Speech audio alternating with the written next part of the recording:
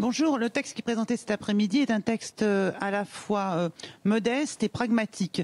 Modeste dans la mesure où ce n'est pas une grande loi sur la famille qui va venir régler tous les problèmes, mais en même temps c'est un texte pragmatique parce qu'il a pour ambition de faciliter la vie quotidienne des familles, à la fois les familles recomposées et puis aussi les parents au moment des divorces ou des séparations. Et donc en ce qui concerne le beau-parent, c'est-à-dire la personne qui vit avec le père ou la mère, en effet ce texte prévoit de leur accorder un mandat d'éducation quotidienne, c'est-à-dire un acte qui leur permettra d'aller chercher les enfants à l'école quand c'est nécessaire, et aussi, ce qui est le plus fréquent, d'aller chercher un enfant à l'hôpital quand il se trouve avoir été hospitalisé, par exemple pour une entorse dans la cour de récréation. En principe, seule la maman ou le papa peut venir le chercher. Avec cette proposition de loi, on pourra plus facilement permettre à l'autre parent, aux coparents, de venir chercher l'enfant. Alors vous abordez aussi le problème épineux de la garde alternée avec la proposition de la mise en place d'une double domiciliation pour l'enfant. Expliquez-nous, ça veut dire quoi ? Écoutez, ça signifie que l'enfant aura maintenant deux domiciles.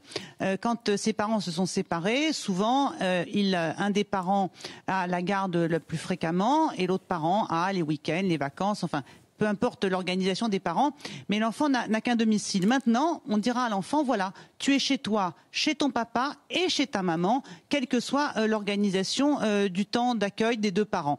C'est très sécurisant pour l'enfant, c'est à la fois symbolique et aussi très concret. Alors, de nombreux pédopsychiatres estiment que cette garde alternée, elle est bonne, ou en tout cas pas néfaste pour l'enfant quand il est un peu âgé, mais c'est compliqué pour les jeunes enfants, voire les bébés. Et là, il n'y a pas de réponse. Écoutez, je crois que la bonne réponse, c'est celle de partir de ce que veulent les parents et de leur capacité à s'organiser ensemble autour d'un projet pour l'enfant. Quand des parents sont prêts à prendre en charge une résidence alternée paritaire, c'est-à-dire avec un temps 50-50 ou pas loin, ça veut dire qu'ils ont pris la mesure de ce que ça signifie en termes d'organisation, d'attention à l'enfant, au maintien des repères, d'emporter avec lui tous ces petits symboles qui font qu'il n'y a pas de discontinuité dans sa vie. Et ça demande beaucoup de rigueur pour les parents, beaucoup de mobilisation, et ça demande surtout des parents qui s'entendent suffisamment bien pour en parler et élaborer ensemble. Donc la résidence alternée, pour des jeunes enfants, elle dépend avant tout, selon moi, du projet des parents autour de cette résidence alternée. Alors l'UMP a déposé quasiment 600 amendements. Vous êtes prête à livrer une forte bataille ? Écoutez, je déplore que l'UMP ait choisi sur ce texte la technique de l'obstruction et qu'une fois de plus l'UMP confie à ses éléments les plus radicaux, les plus dogmatiques, le soin de s'occuper des sujets liés à la famille.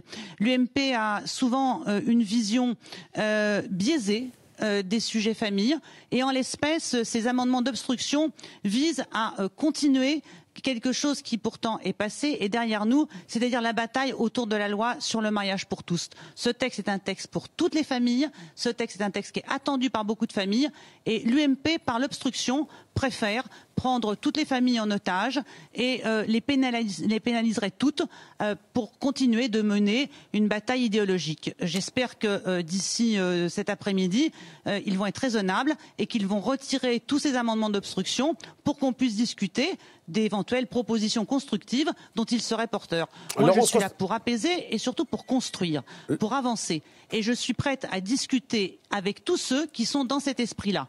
Mais s'il s'agit de faire de l'obstruction pour eux, eh bien, nous réagirons à l'obstruction, nous travaillerons avec ceux qui veulent travailler et nous refuserons l'obstruction. Laurence Rossignol, pas de PMA, pas de GPA. Est-ce que c'est un gage donné à ceux qui avaient évidemment manifesté bruyamment pendant le débat sur le mariage pour tous ? On sait depuis déjà plusieurs mois que la PMA ne sera pas à l'ordre du jour du calendrier parlementaire prochainement. C'est une décision qui avait été prise déjà par le gouvernement de Jean-Marc Ayrault. Aujourd'hui, pour recréer du dialogue, du consensus, de la construction, il est nécessaire de mettre de côté certains sujets. C'est pour ça que je suis d'autant plus choquée et un peu désolée que l'UMP, en fin de compte, quel que soit le sujet dont on parle, continue lui de faire comme si tout continuait comme avant et comme si sa mission était toujours la même, aller déceler, traquer, débusquer sous chaque article un éventuel avancement législatif en faveur de l'homoparentalité. Ce n'est pas l'objet de ce texte. Ce texte est un texte pour toutes les familles, toutes.